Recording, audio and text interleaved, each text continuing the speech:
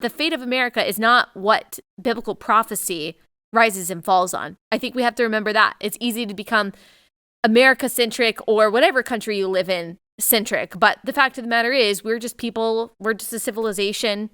And God is bigger than that. God is not American. And so biblical prophecy is not American. Yes, of course, this country matters. It has been an incredible beacon of liberty. But if America falls, the world may keep spinning. It will keep spinning. So things could get worse. Or will things get better here before they get worse again? Or will things get much worse and then better in 100 years? I don't know. The history of the world tells us that any of these things are possibilities.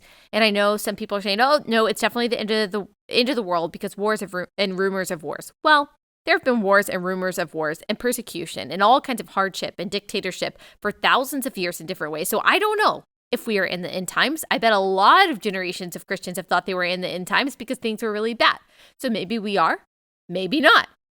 No matter what, though, here's the thing. No matter what, though, we are called to obedience. We aren't called to just sit on our hands and just wait to die or for Jesus to come back. Yes, we are called to be expectant of Jesus' return, but we're not supposed to do nothing until then. We are called to make the most of this life by glorifying God. So that's ultimately what we seek more than anything, to glorify God in what we do. That's the ultimate goal. It's not to change the culture, though we hope to do so. It's not to save the country, though we hope to do so. It's to glorify God. We glorify God in lots of ways, by praying, reading his word, worshiping him, sharing the gospel, simply doing our moment-by-moment work with excellence, loving our spouse and kids, using the gift that he has given us to build up our fellow Christians and to make the spheres that he has placed us in better. And that can change the culture. That can. Maybe it won't, but it can. When it comes to political issues and making change culturally, we are probably going to have things in common. And this goes back to kind of what I was saying a second ago, how I'm just uncomfortable with this word conservative because I don't even know what it means anymore. But so in fighting the cultural and political battles, which I do think are important, they have their place. They're secondary and tertiary, but they do have their place, again, because people matter, because we're supposed to make the spheres that we occupy better. And that includes getting involved in politics and what the world calls culture wars, but are actually just biblical issues for the Christian, all that. That means we're going to have things in common with people who are not Christians.